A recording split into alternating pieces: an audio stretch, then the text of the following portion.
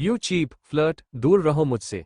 Greek God नहीं, Greek fraud है वो। मुझे नहीं जाना, तू निकल। जेनी की बात सुन लिली मुंह बनाते वहां से चली गई और जेनी नौकरी जाने के डर से परेशान खड़ी थी। ओह जीसस, कहीं वो विद्युत का बच्चा मुझे बदला लेने के लिए ट्रस्टी साहब के सामने मेरा नाम ना बता दे। मेरी तो अच्छी खासी नौकरी चली जाएगी। Loudly crying. और तभी डॉक्टर श्रेया, जो ऑर्थोपेडिक हेड थी, हाथ में फाइल लहराते हुए जोर से बोली, जेनी जल्दी मेरे साथ चलो। रूम नंबर 306, हमें मिस्टर विद्युत का असिस्ट करना है। जेनी ठंडी सांस छोड़ते हुए, हे भगवान, तूने मेरी किस जन्म की सजा एक ही इंसान के रूप में भेज दी है। वो पैर पटकते श्रेया के पीछे निकल गई। रूम नंबर 306, विद्युत का वार्ड। जेनी और डॉक्टर श्रेया दरवाजे पर खड़ी कई सारी नर्स की भीड़ को बड़ी मुश्किल से धक्का देते हुए अंदर दाखिल हुई। ओफो, रास्ता छोड़ो, क्या कर रहे हो तुम लोग? यह कोई सेलिब्रिटी नहीं है, कहते हुए वो मुंह बिगाड़ते अंदर आए। विद्युत बेड पर लेटा था, सिर थोड़ा झुका हुआ, बाल बिखरे हुए और चेहरा दर्द से ऐसे बिगड़ा जैसे ऑस्कर जीतने वाला सीन हो। जेनी ने जैसे ही कमरे में कदम रखा, उसकी निगाह विद्युत से टकराए तो मुंह बन गया, लेकिन विद्युत के चेहरे पर एक बड़ी सी मुस्कान जिसे उसने जल्दी ही छुपा लिया। डॉक्टर श्रेया रिपोर्ट देखते हुए बोली, मिस्टर वालिया, आपकी कमर में हल्की स्ट्रेन है। आपको हफ्ते भर बेड रेस्ट की जरूरत है। फिलहाल मैं आपको जो ट्रीटमेंट दिया है उसके साथ यह मेडिसिन है, इसे कंटिन्यू करना होगा। और साथ के साथ हम एक डेडिकेटेड नर्स अपॉइंट करेंगे जो आपकी हर जरूरत का ख्याल रखेगी। इतना सुनते ही विद्युत के कान खड़े हुए और कमरे के बाहर खड़ी अनलिमिटेड नर्स की आंखों में तारे चमक उठे। मैं करूंगी, मैं करूंगी, मैं ज्यादा अच्छे से देखभाल कर सकती हूँ। प्लीज मुझे सिलेक्ट करिए। सब में एक दूसरे को पीछे छोड़ आगे बढ़ने की होड़ थी, जिसे सामने खड़े एचआर हेड और ट्रस्टी साहब मिस्टर डेक्लन देखकर हैरान थे। लेकिन विद्युत का चेहरा तो किसी और दिशा में मुड़ा हुआ था। उसने उंगली उठाकर एकदम से कहा, विद्युत, आंखें सिकोड़ते हुए, सीधा निशाना, मुझे जेनी चाहिए। कमरे में एक पल को सन्नाटा छा गया। जेनी की आंखें फैल गईं। जेनी गुस्से से, क्या कहा तुमने? दिमाग खराब है तुम्हारा? जेनी, एचआर सर ने आंख दिखाई तो जेनी को गलती का एहसास हुआ। अगले ही पल होठों पर झूठी मुस्कान लेते हुए, अब मेरा मतलब है सर, मैं कैसे? देखिए, मुझसे भी सीनियर नर्स बहुत सारी है इस अस्पताल में और मैं तो बहुत क्लमसी हूँ। वो अगले ही पल श्रेया को हल्के से कोहनी मारते हुए बोली, श्रेया तू कुछ बोलना, मैं इस गैंडे की हेल्प नहीं करूंगी, यह मुझे परेशान करेगा। जेनी की बात सुन श्रेया कुछ कहने ही वाली थी, तभी विद्युत डायरेक्ट डायलॉग मोड में, बाकी नर्सेस मुझे परेशान करेगी, कोई फ्लर्ट करेगी, कोई नंबर मांगेगी और कोई सेड्यूस करने की कोशिश। मैं बेचारा हैंडसमनेस का मारा कब तक को खुद को बचाऊंगा? भगवान ना करे अगर मौका देखकर किसी ने मेरा रेप कर दिया तो ना बाबा ना। मुझे तो अपनी सेफ्टी की चिंता है। लेकिन जेनी, उसे मुझ में कोई इंटरेस्ट नहीं है। वो पूरी तरह से प्रोफेशनल है। वो मुझे कभी लाइन नहीं मारेगी, मुझे यकीन है, इसीलिए मुझे यही चाहिए। विद्युत ने तो अपना फैसला सुना दिया था, लेकिन उसकी बात सुनकर जेनी तमतमाते हुए, होंठ काटते हुए, वाह, मानना पड़ेगा, अपनी तारीफों के पुल बांधना तो कोई तुमसे सीखे। Clap for you mister manipulator. विद्युत शरारती मुस्कान के साथ, थैंक यू, थैंक यू, मैं हमेशा से क्रिएटिव रहा हूं। वो बेशर्मों की तरह मुस्कुरा रहा था, तभी जेनी आंखें छोटी कर गुस्से से चिल्ला कर बोली, शट अप बत्तीसी मत चमकाओ, मैं तुम्हारी तारीफ नहीं कर रही। जेनी की ऊंची आवाज सुनते ही एचआर हेड, जो अंदर ही खड़े थे, गंभीर और डांटते हुए लहजे में बोले, मिस जेनी बिहेव योरसेल्फ, ये क्या तरीका है सर से बात करने का? आप इतनी अनप्रोफेशनल कैसे हो सकती हैं? जेनी को अचानक गलती का एहसास हुआ, सर झुकाकर बोली, सॉरी सर, मेरे वो कहने का मतलब नहीं था। तभी ट्रस्टी साहब ने कहा, एम्स जेनी, यह मेडिकल इश्यू है, आपसे इस तरह के व्यवहार की उम्मीद नहीं की जाती। भूलिए मत, मिस्टर वालिया हमारे हॉस्पिटल डायरेक्टर और पार्टनर है। फिलहाल उन्हें मेडिकल इमरजेंसी है, उन्हें रिकवरी के लिए आपकी मदद की जरूरत है, तो आपको उनकी हेल्प करनी होगी, ऑफिशियल ऑर्डर है। क्या? जेनी की आंखें हैरानी से बड़ी हो गई और विद्युत के चेहरे पर एक जीत भरी मुस्कान। सर प्लीज ऐसा मत कीजिए, मैं ये जिम्मेदारी आपसे पूछा नहीं गया है, आपको बताया गया है मिस जेनी। ट्रस्टी साहब ने फिर से भड़कते हुए कहा, तो जेनी की आंखें बंद हो गई और गुस्से से मुट्ठी कस गई। ग्रेट, अब यही बाकी रह गया था। वो गुस्से से विद्युत को घूमती है, जो बिस्तर पर लेटा मुस्कुराते हुए खुद से बड़बड़ा रहा था। Mission accomplished. अब तो रोज रोज अपनी प्रिंसेस की शक्ल भी देखूंगा और उसके प्यार भरे हाथों की सेवा भी। वह यह आइडिया मुझे पहले क्यों नहीं आया। दर्द तो गया तेल लेने। कुछ देर बाद सोना जी और राजीव जी को जैसे ही विद्युत के इस एक्सीडेंट के बारे में पता चला, वह परेशान अस्पताल पहुंचे। सोना जी और राजीव जी हॉस्पिटल पहुंचे। जेनी को विद्युत की देखभाल करते देखा तो राजीव जी ने मुस्कुराकर कहा, लगता है हमारी बेस्ट नर्स के हाथों में सर पूरी तरह सुरक्षित है। विद्युत मुस्कुराकर, बिल्कुल डैड, जेनी से बेहतर कोई नहीं। विद्युत में जेनी की तारीफ की तो जेनी का मुंह बन गया, लेकिन दिल ही दिल में खुशी। अरे वाह, इस कड़वे करेले के मुंह से आज शहद कैसे टपक रहा है। कहीं सूरज पश्चिम से तो नहीं निकला, जरा देखती हूं। कहकर वो विंडो के बाहर झांकने लगी, लेकिन शाम का वक्त हो चुका था कि तभी सोना जी के चेहरे पर अजीब बेचैनी थी। उन्होंने मुस्कुराते हुए भी जले पर नमक जैसा कहा, अगर चाहो तो हम किसी और नर्स का इंतजाम कर देते हैं बेटा, या दूसरे हॉस्पिटल से बेस्ट नर्स बुलाई जा सकती है। अपनी मां के मुंह से यह सुनते ही विद्युत में साफ इनकार कर दिया, ये कहकर कि जेनी भी इस अस्पताल की बेस्ट नर्स है, और भले ही दोनों में तो तू मैं होती रहती है, लेकिन वो बहुत प्रोफेशनल है, उसे पूरा यकीन है यह नहीं उसका अच्छे से ख्याल रखेगी। विद्युत की बात का समर्थन करते हुए राजीव जी ने भी मुस्कुरा कर कहा। राजीव जी शांत मगर स्पष्ट लहजे में, हाँ बेबी डॉल, विद्युत बिल्कुल सही कह रहा है। हमारे बेटे के लिए जेनी से बेहतर नर्स हो ही नहीं सकती। तुम्हें तो अच्छे से याद है ना, जब तुम बीमार थी तो किसने बिना नींद के तुम्हारा ख्याल रखा था। अपने पति और बेटे की बात सुनकर सोना जी चुप हो गई, मगर उनके माथे की लकीरें साफ कह रही थी, कुछ तो है जो ठीक नहीं। 2 दिन बाद नया मोड़। विद्युत को हॉस्पिटल से डिस्चार्ज मिल गया, मगर डॉक्टर ने लंबा रेस्ट बताया और विद्युत ने बहाना बना लिया, मैं वालिया मेंशन नहीं जा सकता, डिस्टेंस लंबा है, तो यहीं अथर्व और श्रेया के अपार्टमेंट बिल्डिंग में ही रुकूंगा। इमरजेंसी पर श्रेया उसकी हेल्प कर सकती है और जेनी तो नर्स के रूप में उसके साथ रहेगी ही। विद्युत की बात सुनकर सोना जी को तो बिल्कुल अच्छा नहीं लगा। वो पूरी तरह इंसिस्ट कर रही थी कि विद्युत उनके साथ चले, लेकिन राजीव जी ने विद्युत की हेल्थ का ख्याल रखते हुए अपनी पत्नी को समझा दिया और विद्युत को दूसरे अपार्टमेंट में रहने की इजाजत दे दी। न जाने क्यों, लेकिन सोना जी के चेहरे पर नाखुशी के निशान साफ नजर आ रहे थे, जिस पर फिलहाल किसी ने ध्यान नहीं दिया था। सच ये था कि वो जेनी के पास रहना चाहता था। ड्यूटी के नाम पर जेनी को भी वही रहना पड़ा। अपार्टमेंट पहुंचकर दोनों की नोकझोंक फिर से चालू थी, जहां विद्युत अपने छोटे छोटे पर्सनल काम के लिए भी जेनी को परेशान कर रहा था। सच तो ये था, वह बहाने ही बहाने से हर पल उसके करीब रहना चाहता था। फाइनली जेने फ्रस्ट्रेट होते हुए, जेनी गुस्से से, विद्युत हरकतें बदल लो अपनी, कहीं ऐसा ना हो दवा की जगह किसी दिन मैं तुम्हें जहर ही पिला दूं। विद्युत मुस्कुराकर, ठीक है पिला दो, अगर तुम्हारे हाथ से मिले तो जहर भी अमृत लगेगा। कहकर विद्युत ने उसे एक आंख शरारत से ब्लिंक की तो जेनी का मुंह खुला का खुला रह गया। अगले ही पाल डॉक्टर की प्रिस्क्राइब की हुई इंजेक्शन हाथ में उठाकर उसकी कमर के पास से कपड़ा हटाते गुस्से से बोली, शट अप, अब अगर एक और लाइन मारी ना तो मैं पक्का बता रही हूं, यह इंजेक्शन तुम्हारी कमर में नहीं खोपड़ी में मारूंगी। पता नहीं हो क्या गया है तुम्हें, पहले तो सिर्फ लड़ते रहते थे, अब सीधा फ्लर्टिंग, मतलब परेशान करने के लिए कोई और तरीका नहीं मिला। You chap.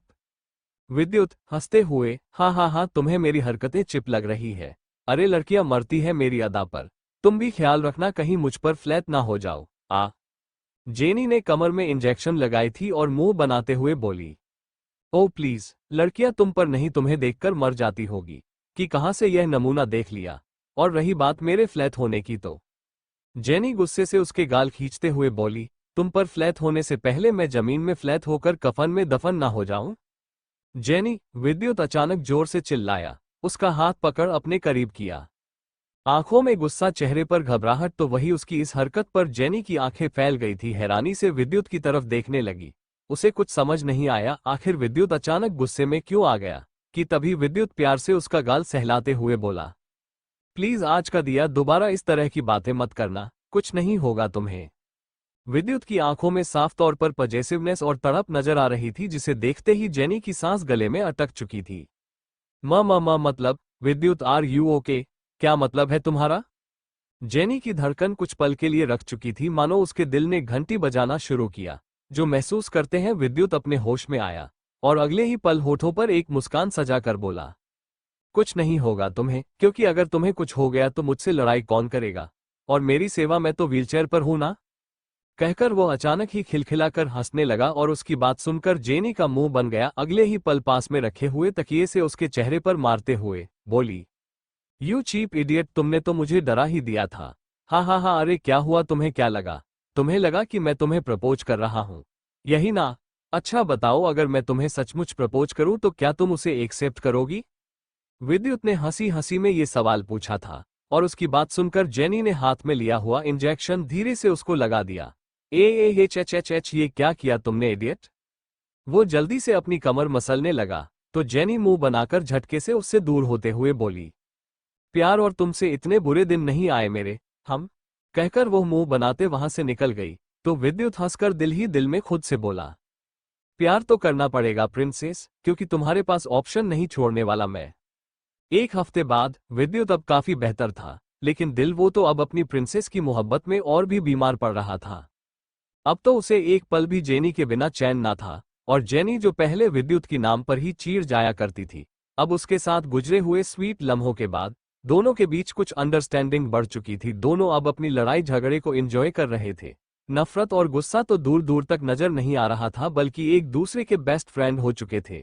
और वो लड़का विद्युत, जो कभी इस लड़की को बहुत अनाइंग और इरिटेटिंग समझता था, आज मोहब्बत का एहसास होते ही अब जेनी की हर शरारत को मुस्कुराकर झेलता था।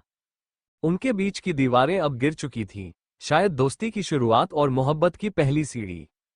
हालांकि विद्युत को तो अपनी चाहत का एहसास बहुत पहले हो चुका था, लेकिन जेनी नोटिस कर रही थी विद्युत अब बदल रहा था। अब उसमें वो गुस्सा, वो कड़वाहट, वो चिड़चिड़ापन नहीं था, बल्कि शरारत के पीछे छुपा हुआ अपनापन और सुकून था। आज जेनी पूरी तरह रेडी शॉपिंग के लिए निकल रही थी। विद्युत, मैं थोड़ी देर के लिए बाहर जा रही हूँ, कोई जरूरत हो तो कॉल कर लेना। लेकिन तभी जेनी, रुको। व्हीलचेयर पर बैठा विद्युत उसके पास पहुंचा। तुम शॉपिंग पर जा रही हो? हाँ, तुम्हें कुछ चाहिए? बता दो, मैं लेती आऊंगी।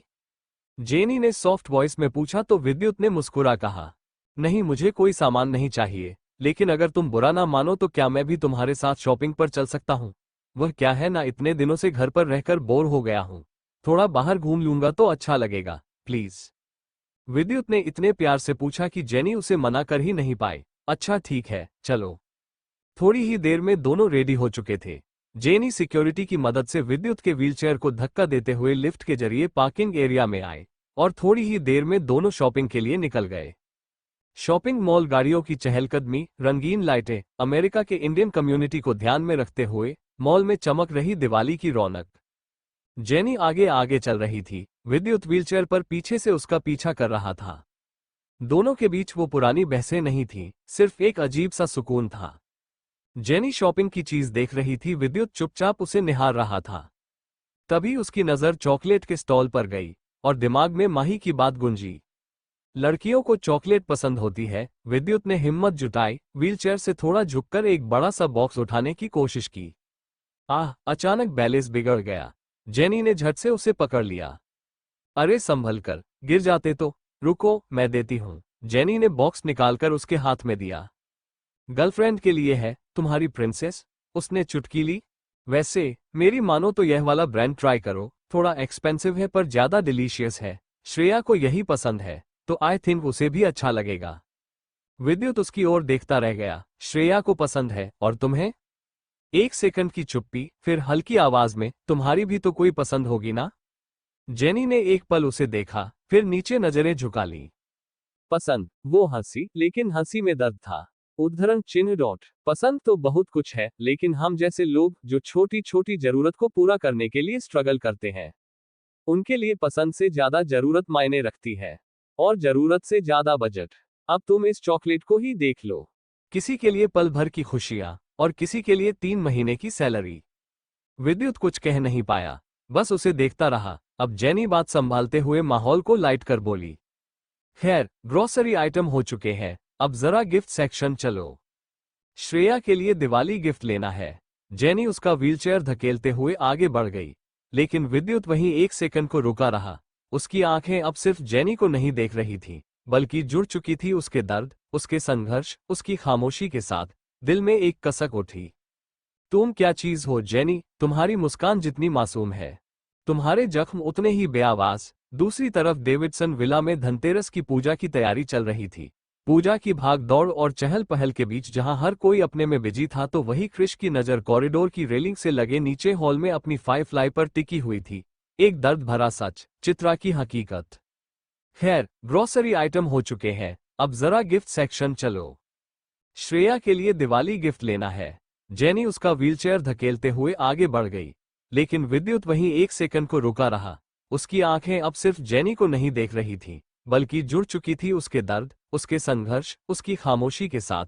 दिल में एक कसक उठी। तुम क्या चीज हो जेनी, तुम्हारी मुस्कान जितनी मासूम है, तुम्हारे जख्म उतने ही बेआवाज। दूसरी तरफ लकी का अपार्टमेंट, रात का वक्त।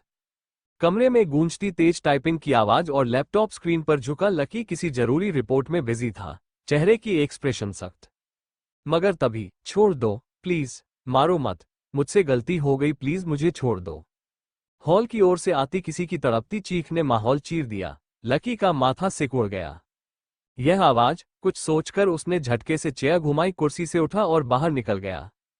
तो बाहर हॉल में किसी को बेदर्दी से पीटा जा रहा था। फ्लो पर पड़ा एक शख्स दर्द से कराहते हुए खून से लथपथ जान की भीख मांग रहा था। तो वही उसके सामने मौजूद जफर एक आलीशान सोफे पर बैठे, हाथ में वाइन का गिलास लिए, चेहरे पर सख्त और इमोशनलेस एक्सप्रेशन के साथ बस उसकी दर्द भरी चीखों को एंजॉय कर रहा था। छोड़ दे, कैसे छोड़ दे? हमारे साथ रहकर हमारे नाक के नीचे हमें धोखा देने की कोशिश करो और चाहो कि हम तुम्हें छोड़ दें।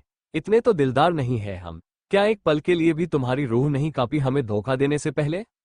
जफर की कर्कश और खतरनाक आवाज सुन उसे आदमी के हाथ पैर ठंडे पड़ रहे थे और सिक्योरिटी गार्ड ने उस पर दोबारा बेल्ट बरसाना शुरू कर दिया। जख्मी इंसान की पीठ पर गहरी लकीरें पड़ चुकी थी और आंखों से बहता खून मिला पसीना पूरे फ्लो पर गिर रहा था कि तभी लकी की गंभीर आवाज ने माहौल को तोड़ा। What the hell is going on, Jafar?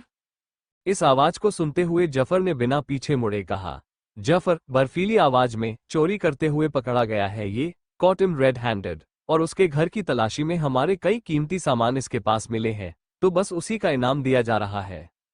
Lucky, what? Lucky ने गुर्राती हुए अपनी खतरनाक निगाहों से उस आदमी को घूरा, तो उसके खतरनाक एक्सप्रेशन देखते सर्वेंट घबराकर सिसकते हुए बोला, साहब, गलती हो गई, प्लीज इस बार छोड़ दीजिए, आगे से ऐसा कोई गलती नहीं करूंगा। मेरे घर में छोटे छोटे बच्चे हैं, बीवी है। वो रोने लगा था। बीवी और बच्चे का ख्याल गुनाह करते वक्त नहीं हुआ तुम्हें, कहकर लकी गुस्से से चिल्लाया, और अगले ही पल उसकी नजर टेबल पर रखे हुए चोरी के सामान पर गई। उसने कदम आगे बढ़ाए, उन हर चीजों पर नजर डाली। घड़ियां, नकद, गहने, क्या है इन चीजों में ऐसा जो तुम्हारी वफादारी खरीद सके? कहते हुए उसका खून खोलने ही लगा था जब अचानक उसकी नजर पड़ी एक सुनहरे मंगलसूत्र पर। लकी, आंखें सिकोड़ते हुए, ये किसका है? उसने धीरे से अपने हाथों में उठाया तो याद आया ये चित्रा का है, जो उसने अपने हाथों से उसके गले में पहनाया था। ये देखते ही जबड़ा कस गया। गुस्से से उसकी तरफ मुड़ा और चोर के चेहरे के बिल्कुल करीब लाते हुए बोला, व्हाट द हेल, ये तुमने कब चुराया? सर्वेंट हड़बड़ाते हुए, नहीं साहब, मैंने नहीं चुराया, कुछ दिन पहले ये डस्टबिन में मिला था, एक गिफ्ट बॉक्स के अंदर।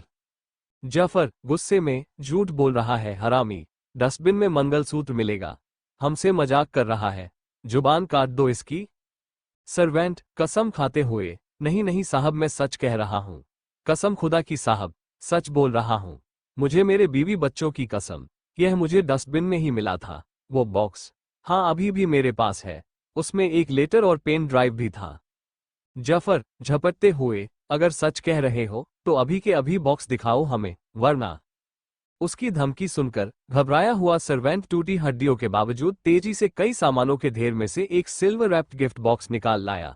लकी और जफर एक पल के लिए एक दूसरे की आंखों में देखे। जफर धीरे से, ये तो चित्रा भाभी जान का गिफ्ट बॉक्स, वही जो उन्होंने जाते वक्त। जफर ने सवालिया नजर से लकी की तरफ देखा, शायद उसे कुछ समझ आ रहा था। लकी भी शांत था, मानो आंखें झपकते हुए आंखों की किरकिरी दूर कर रहा हो। सर्वेंट ने जैसे ही गिफ्ट बॉक्स निकला, जफर ने एक झटके से बॉक्स हाथ में लिया और बिना लकी की परमिशन के उसे खोल अंदर से निकला एक लेटर और एक ब्लैक पेन ड्राइव।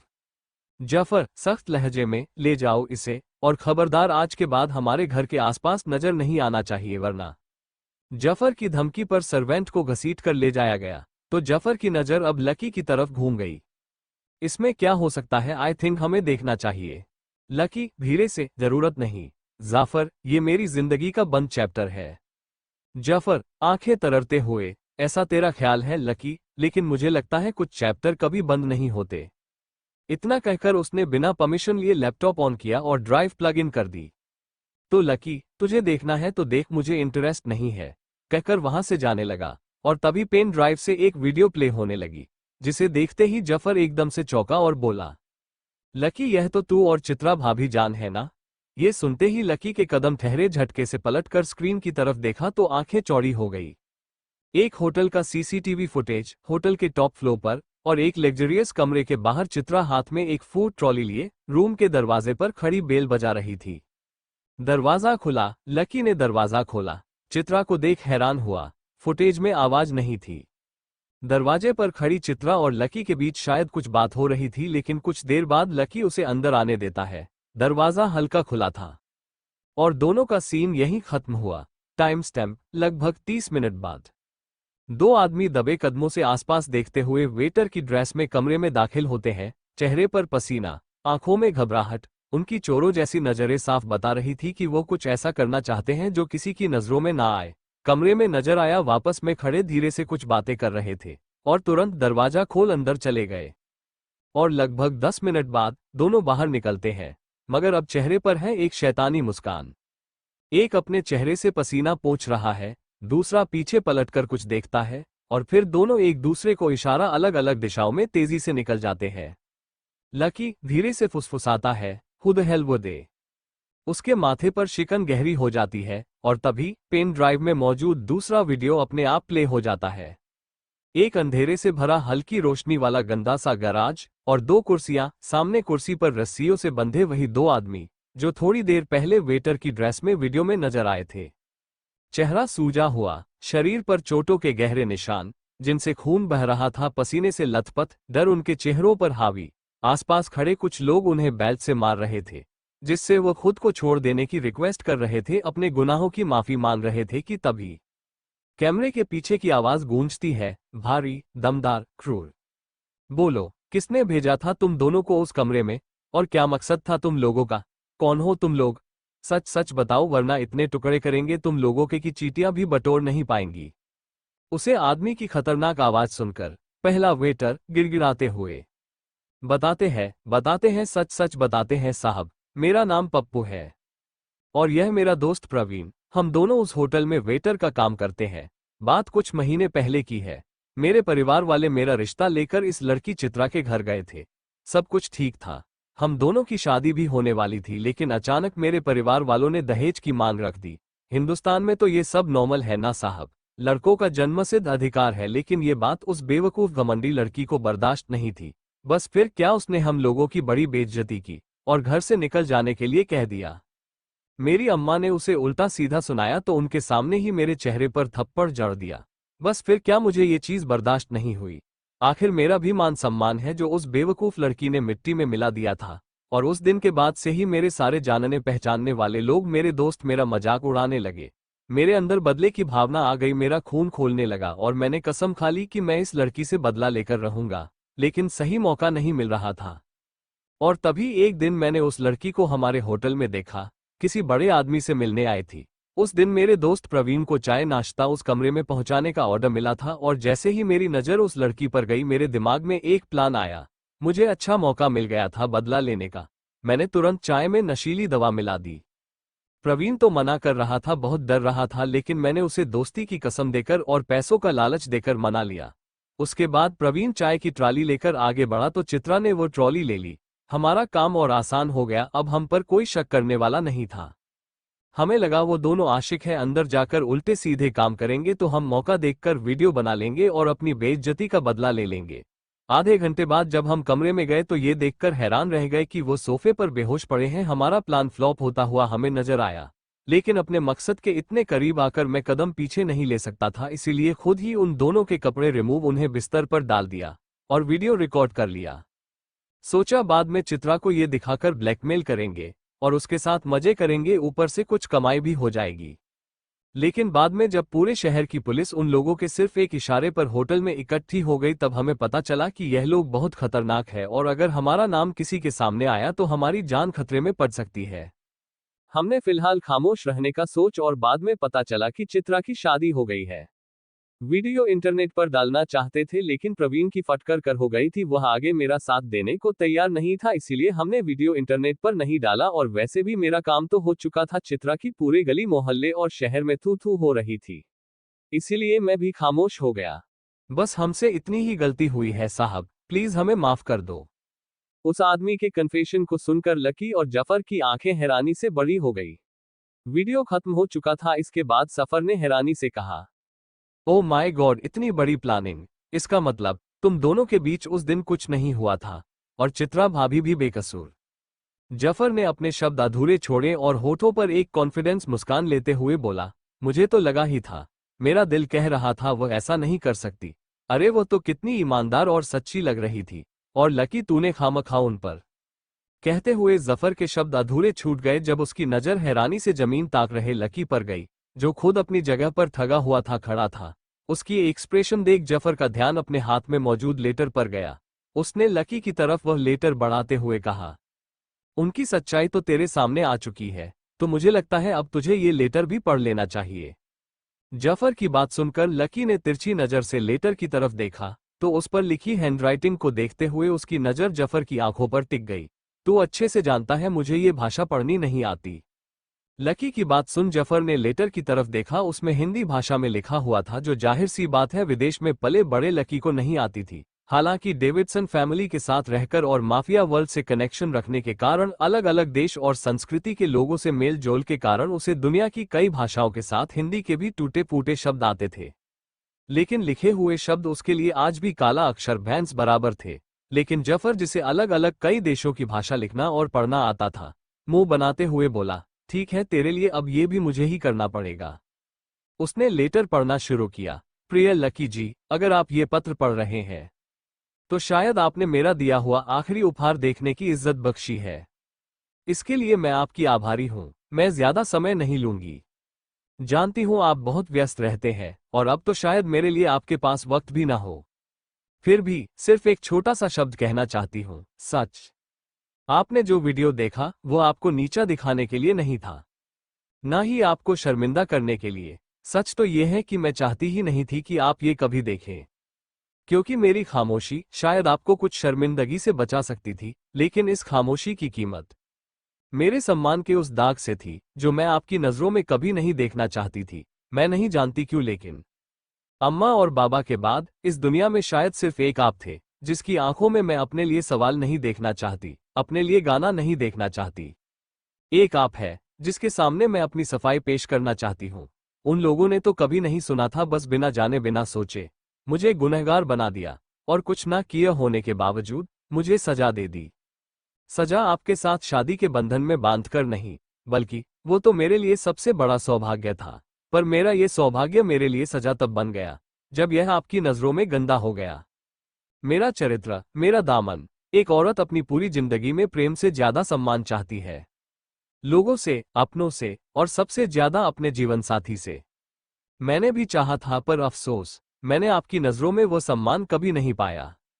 बस इसीलिए आखिरी बार उस औरत, उस स्त्री के सम्मान के लिए मैं आपको बस इतना बताना चाहती हूँ, हाँ, शायद इस दुनिया में आपने ऐसी कई औरतों से मुलाकात की होगी जो पैसे के लिए अपना जिस्म, अपनी आत्मा, अपना मान सम्मान, सब कुछ दांव पर लगा देती है, उसे बेच देती है। लेकिन दुनिया की हर लड़की ऐसी हो ये जरूरी नहीं, और उन्हीं लड़कियों में से मैं भी एक हूं।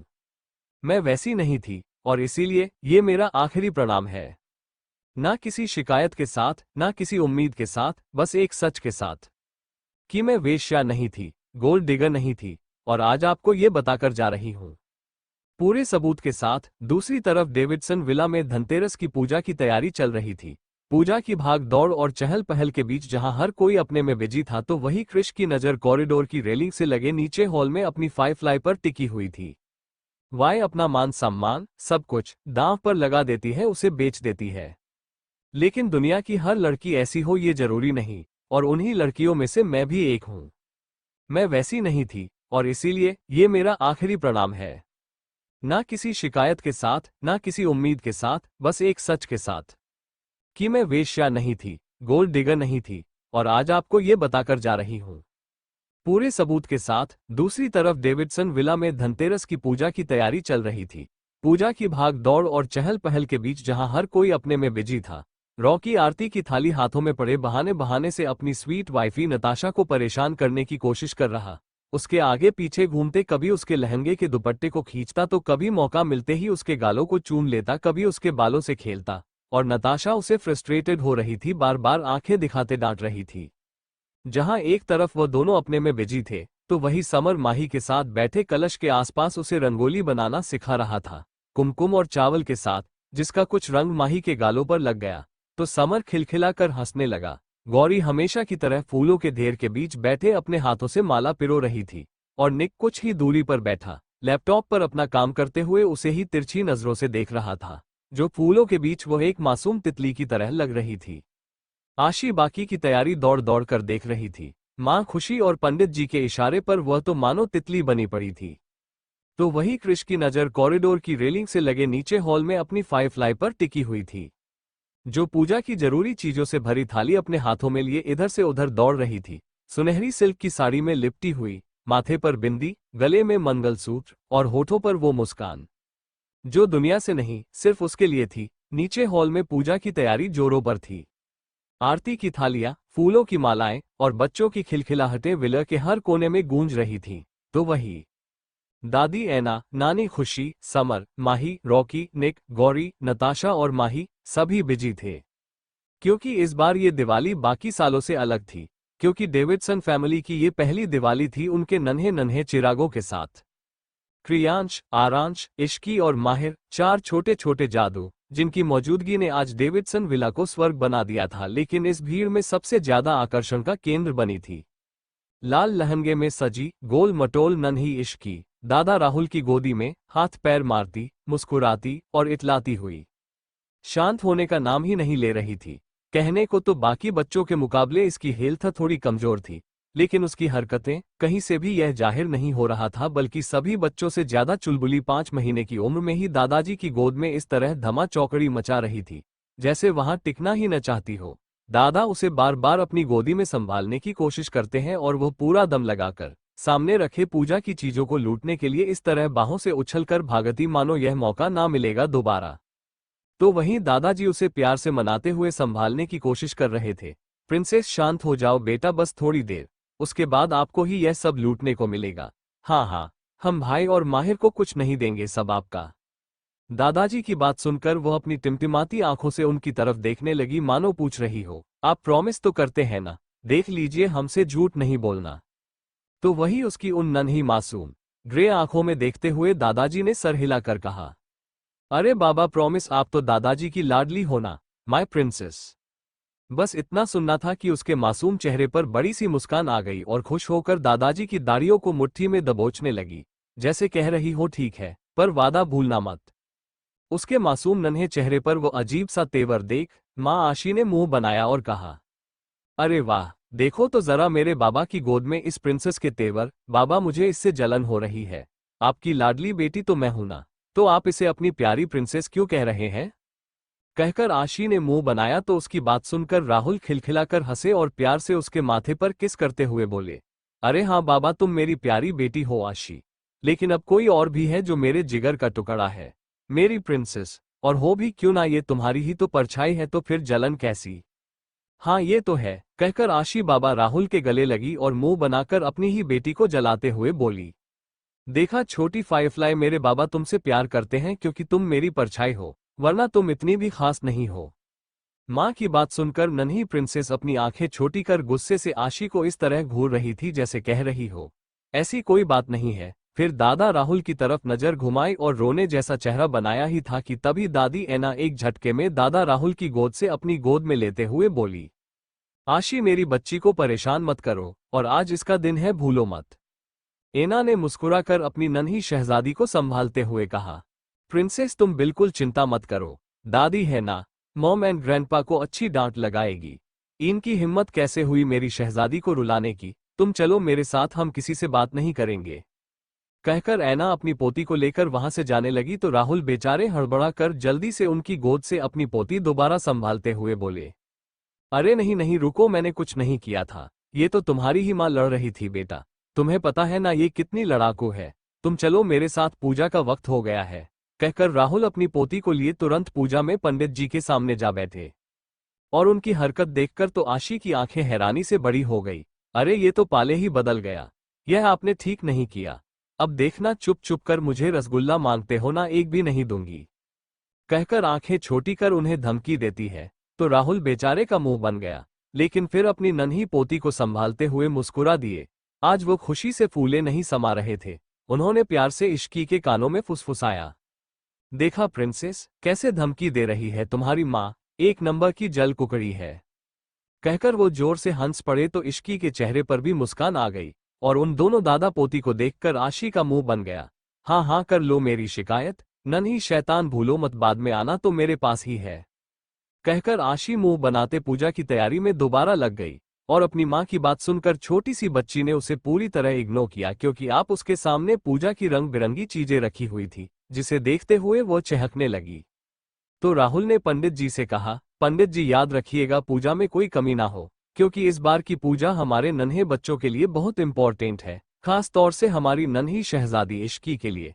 तो मैं नहीं चाहता पूजा में कोई कमी हो। जी जजमान, अब पूजा होने वाली है, आप सभी बैठ जाइए।